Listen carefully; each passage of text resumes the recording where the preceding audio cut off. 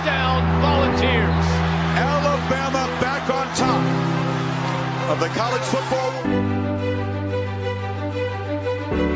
Welcome to the Rocket Bros Sports Show. I'm going at it alone this week. It's your boy CL Cool. And this is, going at it alone. My boy got the flu. I wish him well. I wish my boy well, man. His Packers lost. Blew a 21-point lead. So if you seeing this, I'm sorry, bro. I know you want to come on here and rant and rave and, be mad at your boys. I can't be mad at your boys for you because, I don't care about the Packers like that. It's rise up. It's Falcons all day over here. But I get to that another time. Also, I'm going to get into the season of Alabama. I'm going to tell what I think happened this season, my expectations for next season as portal had opened up, and I'm just looking at the people leaving. I saw two of my best defensive guys go to Ohio State. We getting some people. It just, I don't know, man. This new NIL portal stuff is new to me. It's just new, and there's no loyalty, and I get it. It's the Wild Wild West. It's pro football, But I think the NCAA need to do something about this. They need to start signing 2-year contracts, and then. But that's another day, another story. But I want to get into some NFL right quick, and I want to give my prediction and my thoughts on this past weekend game. I know I'm kind of late, but it's what it is, man. Rams defeated the Panthers 34-31. Just going to go through this real quick. I thought Carolina had a chance in that game. I really didn't give them a chance. I thought they were going to get blown out, but they really had their chance, and they just couldn't take care of the opportunities, and they lost that game. Bears defeated the Packers. Like I said, the Packers blew a 21-point lead. Let the Bears come all the way back and win it. You hate to see it, but damn. I actually had the Packers going farther than this. I thought they had the defense to do it, and I said they stayed healthy, but hey. And I'm also hearing people talking about the Packers coach to be fired. I don't think Matt LaFleur should be fired, but I can see people grumbling about it. So, but I don't think the Packers coach should be fired. But with John Harbaugh out here and everybody trying to interview him, I can see the Packers trying to get rid of him for John Harbaugh, but I don't think they should fire him. But hey, I don't work in the Packers front desk. You got the Bills defeating the Jags 27-24. Trevor Lawrence, man, he's one of those guys that he's good to me, but he's bad too. Just these interceptions, driving down the field to win the game, 59 seconds left, and you throw that just horrible interception, man. It's just, damn, Jacksonville. That's another team I thought could have went farther than they did, but Niners defeat the Eagles. I'm kind of glad that the Eagles lost. I didn't think the Eagles was a good team all year for real, especially the back half of the season with Jalen Hurts just played awful. I am hearing that they're going to revamp their offensive side, which they really need to do. But do the wide receivers stay? Devontae Smith, do all them stay? I don't know. But I'm glad to see the Eagles go. They were the defending champions, lost the game, so they can't defend their championship. So we will have a new champion this year. It won't be Kansas City either, as they did not make the playoffs. Patriots defeat the Chargers 16-3, and then you had the Texans demolish the Steelers 30-6. Both of these games were not close, especially the Texans-Steelers game. Aaron Rodgers fumbling the ball. I don't know, man. Is it time for Aaron Rodgers to go? I thought I have to get Tez on this. I don't know. But, they ran all over the Steelers, man. But that was the wild card weekend. You had 4 exciting games and then 2 blowouts the last 2 games of the wild card division with 2 blowouts. So now we're going to the divisional round. The Bills at the Broncos. Who I got winning that Saturday at 3:30 on a Saturday. I got the Broncos winning. Josh Allen played good against the Broncos, but I don't think Denver's gonna make the same mistakes that Jacksonville made. So give me the Broncos winning that. I like Bo Nix. And then they going to Denver at this time of the year with the altitude. Give me the Broncos. And I like the Broncos defense too. You got the Niners at the Seahawks. You know, this is an interesting game to me. If you look at the series, and I'm about to look at it now. I'm trying to see who won what. It's been a long season. I covered a lot of sports, man. A lot of sports. Like I said, San Francisco 13-5, Seattle 14-3. Let me see the series this year. Let me look this up, people. Yeah, so it's split. So I want to say the Niners. I like the Niners, man. I like them. I was predicting Green Bay versus the Niners in the NFC Championship, but Green Bay ain't making it. But I like the Niners, man. I'm sorry, Seahawks. I like the Niners. You got the Texans at the Patriots. Texans can give the Patriots a real problem because the Texans, they like to run the ball, and you have C.J. Stroud who can also run the ball. So they can give the Patriots some fits, but it depends on the weather to me. If it's snowing outside and it's just all over the place, give me New England. If it's not snowing and it's manageable, I'm not saying the Texans will win. I'm saying they could win. I'll give them a chance to win. But I got New England winning. I just like Drake May. I like them. I like them. I like the Patriots. There's nothing more to say. I'm not about to give you a defensive scheme, offensive scheme. This player can do the what. I just like the Patriots.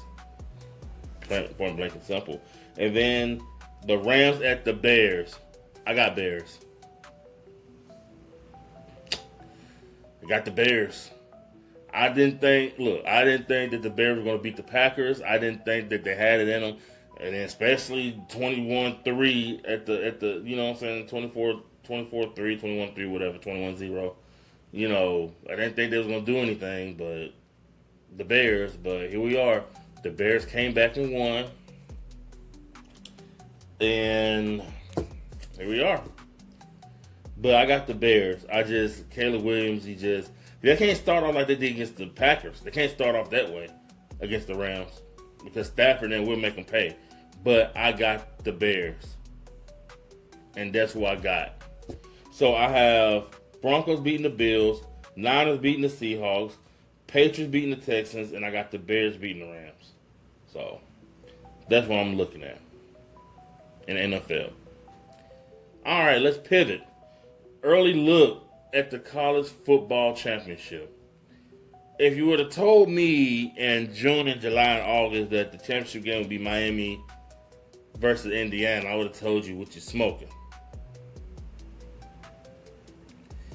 If you would have told me that Miami was going to go beat Ohio State the way they did and then beat Ole Miss, where I wouldn't even believe that Ole Miss was in the Final Four. I wouldn't even believe that, to tell you the truth. If you would have told me Miami beat Ole Miss in the Final Four, I wouldn't believe that either. I wouldn't have believed that Indiana would have went through Alabama the way they did. I wouldn't have believed that Indiana went through Oregon the way they did.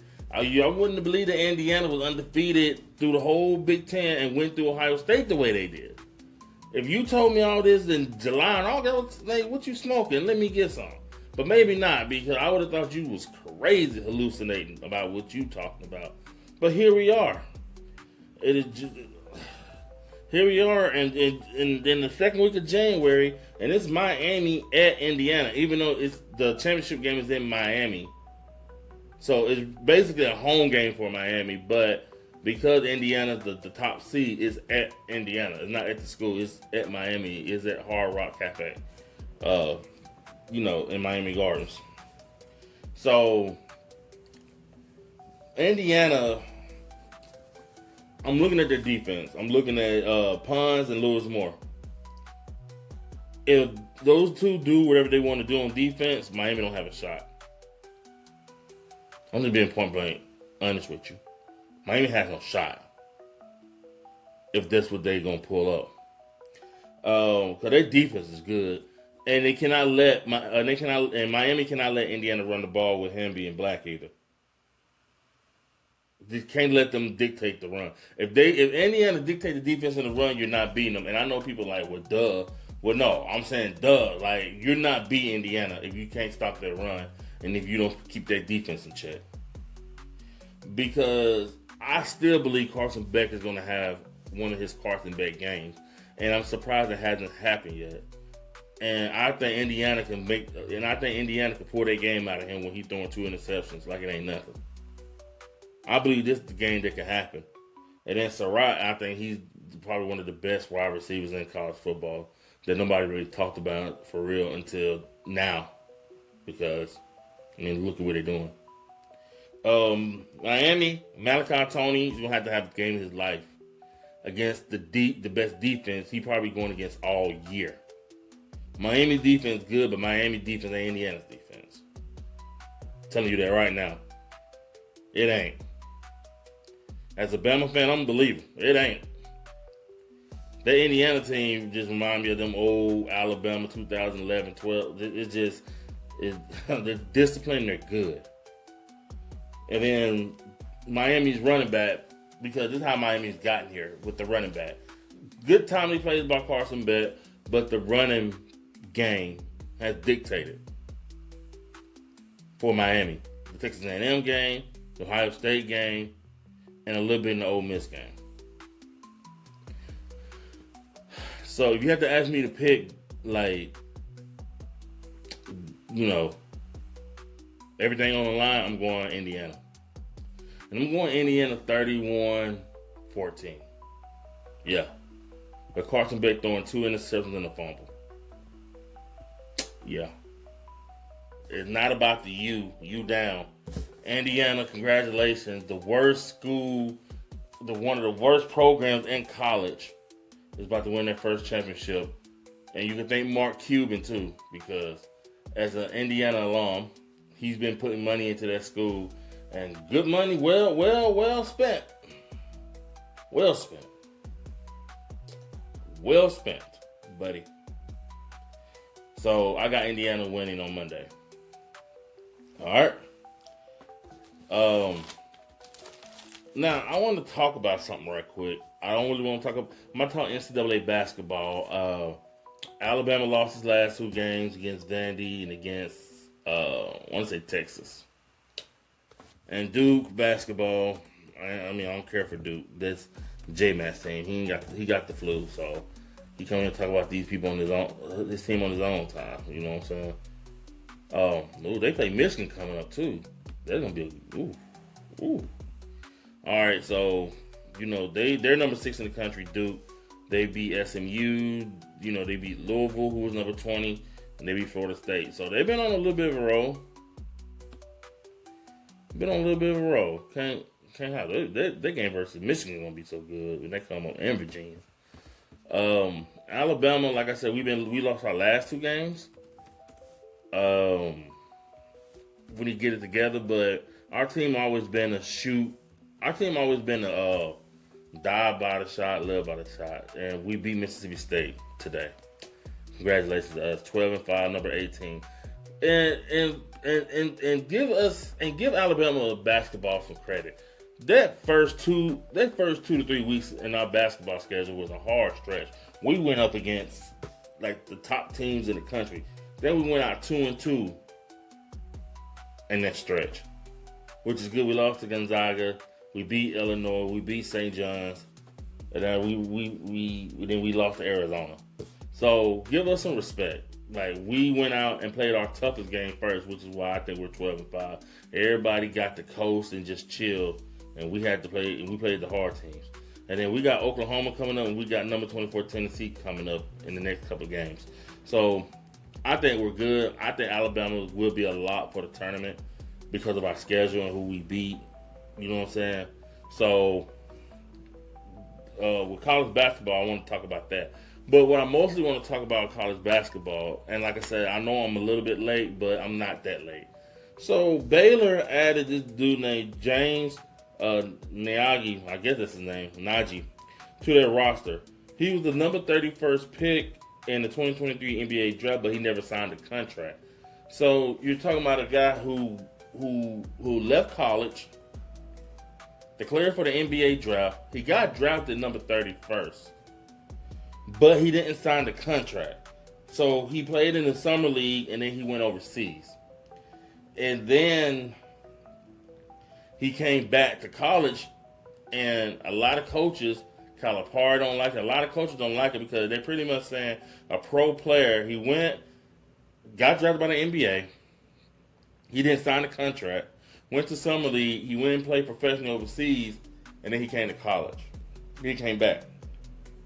And he's only 22. It's not like this is a 30-year-old man that's doing it. But my question is this.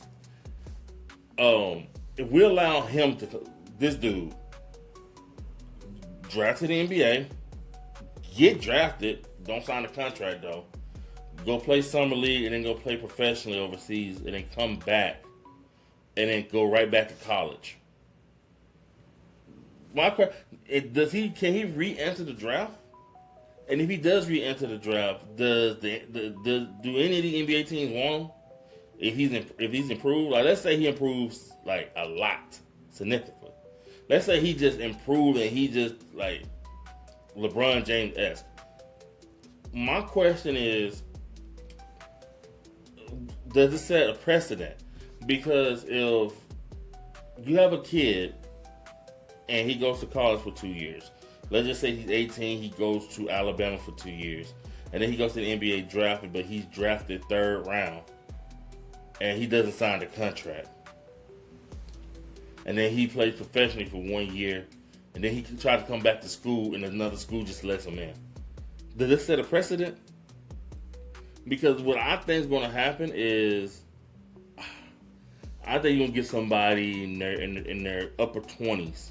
You're going to start getting players in their upper 20s, players that declared for the draft, really couldn't get drafted, or they did get drafted. They didn't get drafted to an NBA team. They got drafted to a summer league team, and then like they go all over the world, playing pro ball in Europe and Japan and the Ukraine, who knows? And then they come back at 28, like I want to go back to college, and they just go like to Tennessee, and then they start playing at 28. Only you can start getting that, because the NCAA president already came out and said, look, the reason we haven't really gone at this kid that got drafted, didn't sign a contract, played professionally, and then he came back is because he didn't sign an NBA contract. So technically, he didn't sign a pro contract. He went overseas and played pro, but he didn't sign the NBA contract. And because he didn't sign an NBA contract, we ain't pressing him about it. Like I said, Calipari don't like it. The Arkansas coach. There's a lot of coaches that don't like this. Baylor coach defended it, of course, because he's the one that brought him back. But what precedent does this set? Are we going to see this a lot more? Or do the NCAA lock down like, nah, we ain't about to see this a lot more? Also, can you do that in football too? If you declare for the draft, like Ty Simpson from Alabama declared for the draft, let's say he don't get drafted. I think he will, but let's say he doesn't get drafted. And then he go to the CFL in Canada and play their professional league for 2 years. And then he decided to come back to Alabama. Can he do that? See where I'm going here? He didn't sign the pro football contract. He went to Canada and he came back to school. Can he do that?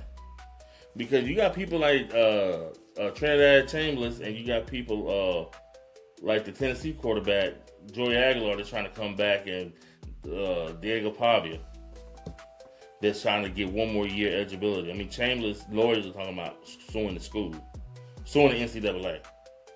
So if the basketball player can do that, can football players do it too? I'm just wondering. All right. And last but not least, the Celtics. My Celtics, number 3. Third in the East, baby. We lost our last 2 games. Jaylen Brown who was not playing. We lost the last 2 games. We didn't get blown out in them either. We lost by close digits, like especially the Indiana game. But we're number 3rd in the East.